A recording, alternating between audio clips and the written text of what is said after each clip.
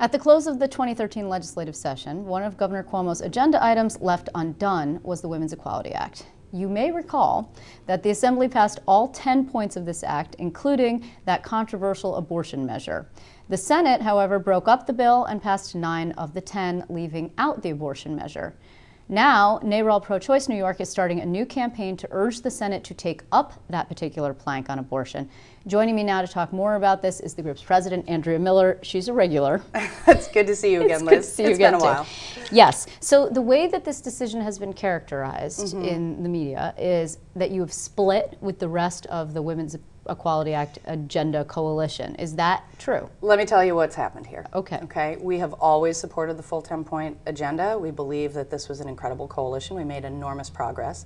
But you have to look at what's happening all across the country right now. I mean, literally since the end of session, we've had 2 cases that the Supreme Court has decided to consider on the abortion issue. We've had Texas go into 2 special sessions, and tonight may well pass an anti-abortion measure that will close 95% of the women's health clinics there that provide abortion care. You have Wisconsin that just enacted something that's going to close at least half of their clinics. You have North Carolina trying to put an anti-abortion bill on a motorcycle safety bill. I mean, everyone is bending over backwards, working double time, triple time, overtime, really to undermine a woman's right to choose. And our view is, given not only the extraordinary threat, but given the momentum and the passion and the power behind particularly a woman's right to choose here in New York, given our mission, we see it as incumbent upon us to say, listen, Senate, you left the business unfinished. And we really believe that this Senate can and should protect a woman's right to choose. So that's really what it is, though. I mean, we should think of it, your name is NARAL Pro-Choice New York. That's your right. Central focus is abortion rights. Absolutely. Unlike some of these other folks in the Equality Act agenda who are like, you know, I don't know, the League of Women Voters, for example. They have a lot of other agenda items. So is that what it is? You no longer find... Are you worried about muddying the waters if you're pushing the other 9? It's not so much muddying the waters. I mean, we think that, again, the whole agenda is really important, but to us, you have to ask yourself right now going forward, what do we need the focus to be? And for us, the focus needs to be the Senate, because that's where the business is not done. And you know, it's interesting, think about it, right? Senator Skelos, very early in session, said, we'll do 9, not 10. An abortion measure to protect a woman's right to choose. Of course, he didn't put it that way. He mischaracterized it. He called him all kinds of things. Please let's not go there that. again. We won't. Of course, 9, not 10 was his mantra throughout. That's right. Yeah. That was the beginning of his session. That was the end of his session. It appears that Senator Klein, it's certainly nothing I have to indicate otherwise, did not disabuse him of the notion that the Republican conference can walk away from a woman's right to choose, and that that's okay for them. Well, he did put forth a hostile amendment, which failed. He did, and you know what? Are you surprised? I mean, it's a hostile amendment in the waning hours of the session that even if it had passed would not have become law. Right, because the Assembly hadn't passed a same as. So but I guess it's clear that the governor is making this an issue going forward. It's clear, he said quite clearly, this is going to be decided at the ballot box. You've said much the same thing, actually. Well, look, sure. I mean, yes, the ballot box, an important place, but we are only roughly 7 months into a 2-year legislative session. It is true that the regular cycle, the regular session, the first sort of half of this year, came to a conclusion. But we all know lots of things can happen between now and the end of December. The Assembly bill, the 10-point bill, the Assembly passed the 10-point bill that the governor first introduced.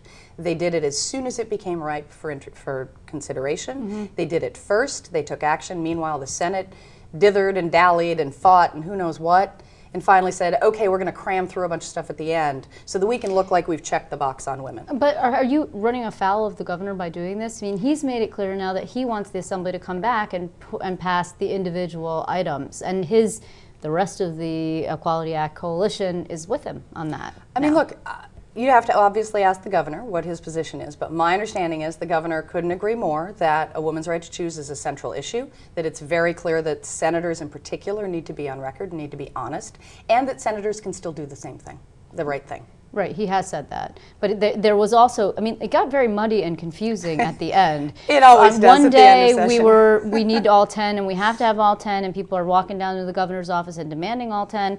And the next day, some people are saying, okay, forget it, let's do it piece by piece. Assembly, come back and do the 9 so we could at least have something that's 3/4 of a loaf and not, or whatever it would be if it was 9 out of 10, because I can't do fractions. But I guess that the point is, what, I don't even know where we're going or what happened there. Did you fall apart at the end? No, I mean, look, there's always a scramble at the end of session. Everyone's doing a million things. Everything's moving really fast. There were a lot of rumors about what was going to be taken up when. Right. And certainly on the Senate side, given the leadership, unfortunately, they don't really talk to us about these things. So it's hard to know, and you're sort of scrambling to figure out what's happening. So the reality is, look, it's always crazy at the end of session. As we've talked about, things fall apart, they come back together, things reformulate. I think the good news is we've had a chance to step back, and the bad news is all across the country that step back is a real wake-up call. And Okay. our members are motivated, our supporters are motivated, and this issue was so powerful, even in the regular session. I mean, poll after poll, we saw it. No matter how you asked the question, you had somewhere between 67 and 80% support for New York State protecting a woman's right to choose and putting that explicitly in our laws. But also, it's more effective in terms of your mission as an organization, but it's also got to be more effective as an organizing and fundraising tool. I mean, that can't be lost here, and particularly going into a political year. Well, I mean, certainly we need to lay the groundwork for a political year. There's no question, because as you know, our organization's mission is to use the political process Right. to protect reproductive rights and promote access to reproductive health care. That is our mission. That is what we're doing. But we do believe this isn't just about next election cycle. There's a lot that's going to happen in between. And frankly, the Senate could come back, they could pass the Assembly-passed bill, they could follow the Assembly's lead, do this, and then we could do other things going into the next session, and they could all go into their next election cycle clear with the voters on where they stand on this critical issue. So you're saying if they came back for a special for some reason, because the governor has brought up the possibility that they would come back for Right. flood relief, Sure. not for this particular thing. If they did, and by some miracle, the Senate decided to change its mind and did take up the abortion, you guys would drop it. You would say, okay, we're no longer going to target you, IDC members who we're unhappy with. We're no going to No, I mean, all we're asking them to do is take their leadership role and make a difference on this issue. Show us as a leader. I mean, we take that seriously. It is a leadership role. The IDC is part of a leadership coalition.